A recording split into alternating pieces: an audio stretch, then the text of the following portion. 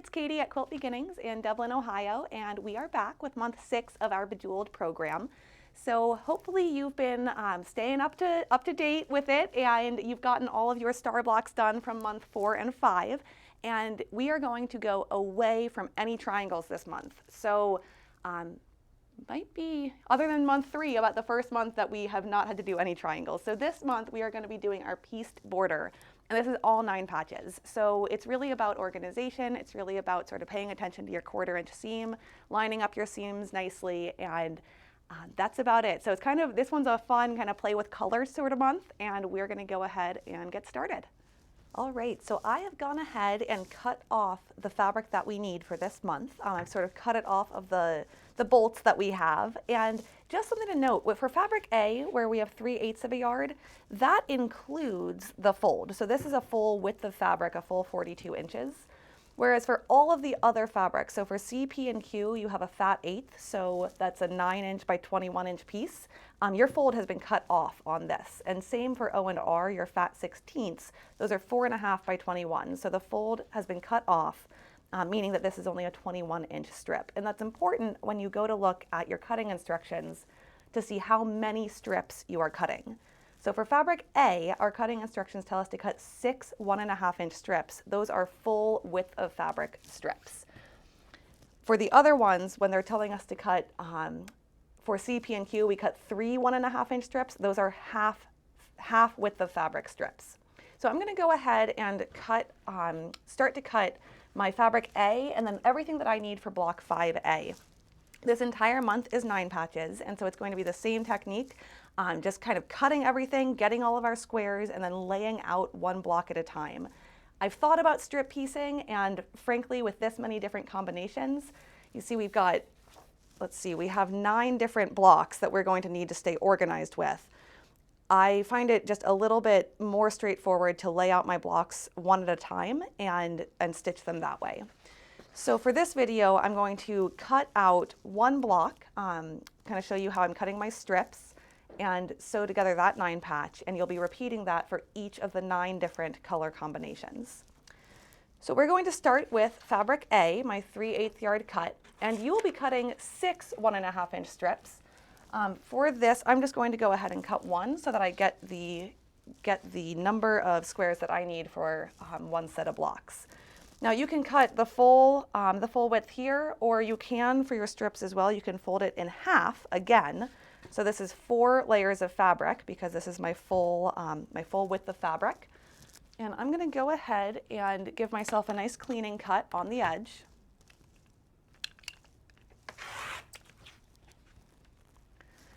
And then I'm just going to come over and cut a 1.5-inch strip. So again, I love this Creative Grids ruler because it has my 1/2 inch marking, which means I have a solid line that I can line up with. Just be sure that you pay attention to which side of the ruler has your 1/2 inch line. So there's my 1.5-inch strip. And you're going to go ahead and cut 6 strips out. I would say cut all of your squares at once. For this, I'm just going to cut sort of what I need for these blocks. I'm going to rotate my strip and line it up nice and straight along one line on my mat. And this is folded, so I want to be sure that if it's folded, I cut off my fold as well as my selvage. So I'm going to bring my selvages over a little bit further for my cleaning cut.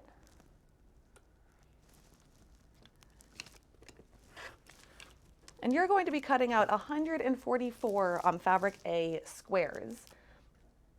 I'm going to go ahead and just sort of cut across here. I'm going to cut as many as I can out of this 4th strip. And I'm getting 4 squares each time. So that's 4, 8, 12, 16, 20, 24, and 28 squares. So you can see it is pretty quick to cut across because if you're going to go ahead and lay your strips down here, so you'll be cutting all of those at once. So 144 squares, it sounds like a lot, but you can get them done pretty quick. So I'm going to take my background squares and just set these aside and go on to my next color. So I would definitely recommend just cutting sort of down the instructions. So doing C, then P, then Q. I am going to just be cutting fabrics C and R as I'm going to be making block 5A for this example. But I would say just go ahead and cut your strips from all of your different fabrics. I'm going to pull out my fabric C. And let's give this one a press. Fabrics do tend to get a little bit wrinkly when they sit in our stash for a month. So, and I'm just going to press that out.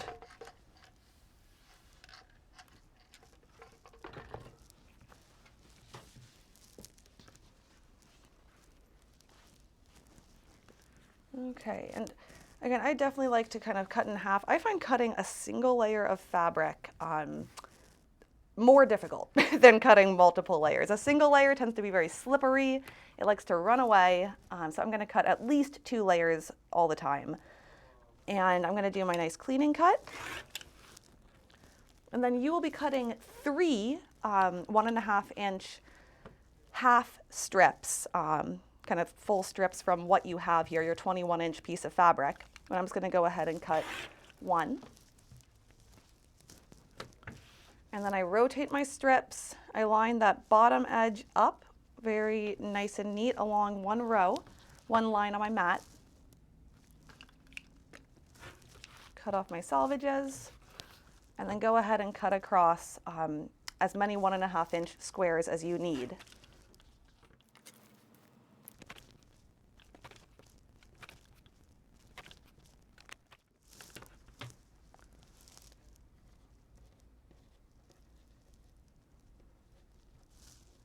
There you go, that was 14 squares.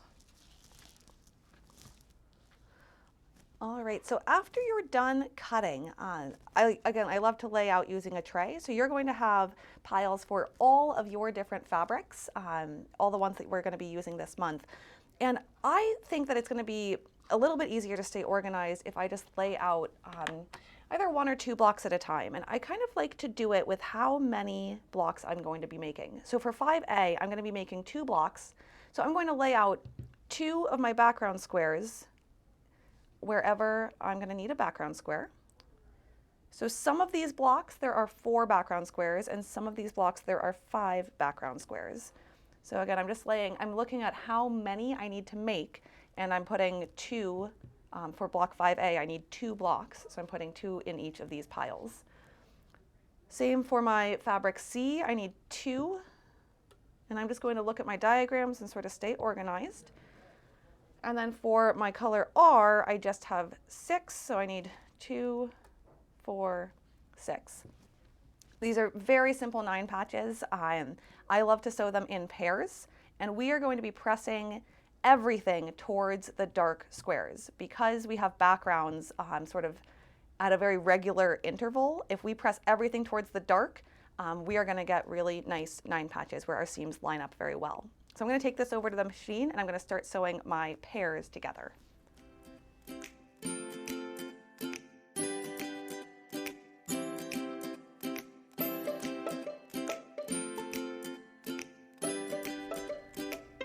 So when I chain piece, I always flip my fabrics and keep the same orientation on top. So I know that what's on top here are all my center squares. And so when I go to cut them, when I just keep things all in order, it goes very smoothly. So I'm going to trim my chain and just stack them all on top of each other. And I like to have them like little flags all going off to the left, so that way I know they're the same orientation that I put them through the machine. So again, I'm going to go ahead and press everything towards the dark. And then those are going to lay down really nicely back in my pile.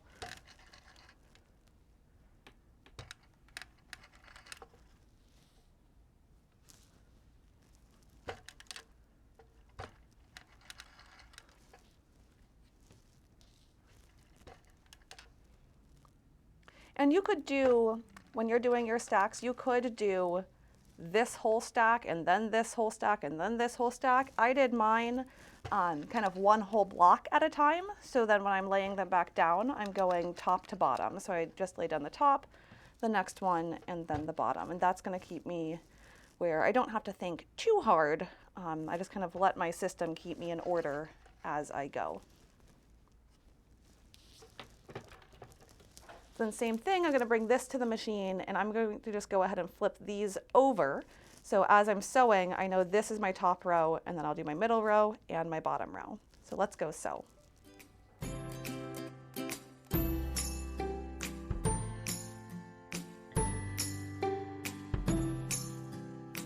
Once again, I make my flag, and I just sort of lay them down in order. And I know every 3 is 1 block.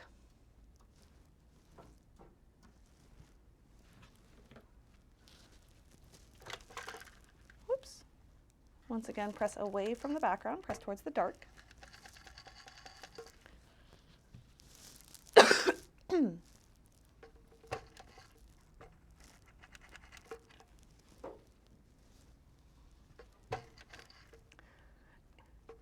And this is such a cute, small little 9 patch. It looks pretty funny before we sew the rows together because a 1/4 inch makes a big difference when you only have a 1 inch finished square.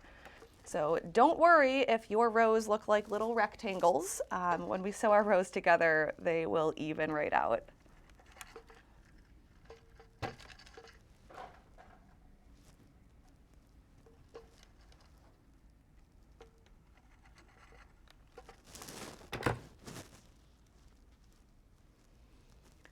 All right, so now I'm going to go ahead and rotate my pile. And I'm going to sew these 2 rows together. Come back and sew the third one. Sew the third one, finish up my 9 patch. When I'm sewing my rows together, this is why we pressed towards the dark. My seams should pinch really nicely there. And when I feed them into the machine, I really like to use my fingers. I don't tend to use a stiletto, anything like that. I think I can kind of pinch my seam, really feel that as it goes in, get that beautiful, beautiful lined up corner.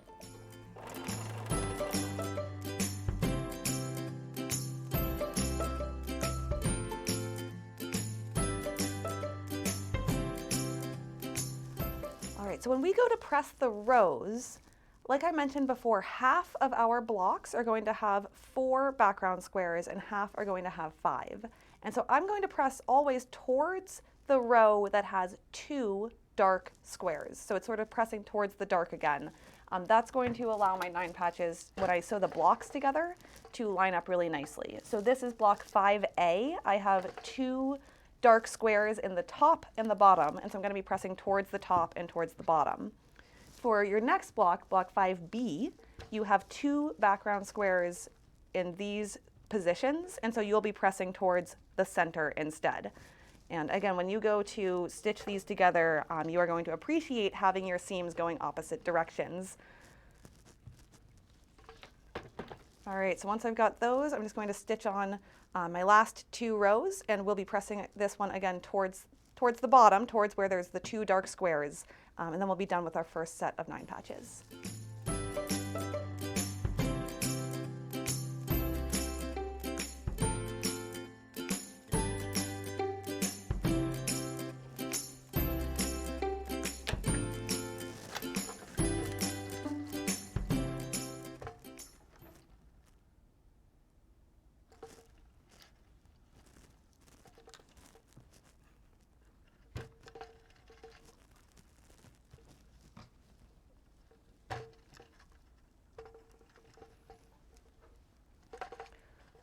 All right, and just like before, don't worry that your center square is going to look smaller than your outer squares. These are all going to get taken up by the seam allowance when we go to stitch our blocks together.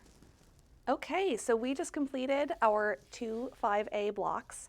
So you'll be making 2 identical pieced borders. And what's really neat, as I was looking at this, I thought, wow, did I make enough of these? But yeah, this effect is going to come from having that very specific diagram of having 9 different blocks that you're making. So these 5A blocks, you'll have 1 at the end of each of your pieced borders. So you'll be going ahead and just making all your 9 patches. When you go to stitch them together, be very careful that you're paying attention to your diagram. The pattern is very clear. So just, again, I like to have the cheat sheet that we made in month 1 just to kind of make sure that I'm putting the right colors in the right spots as I'm going to sew this border together. But if you follow that diagram, you're going to be in great shape, and your 9 patches are going to turn out great. So that's it for month 6. If you've gotten this far, you're going to have the fun of kind of a stretchy accordion pieced border at the end of this month.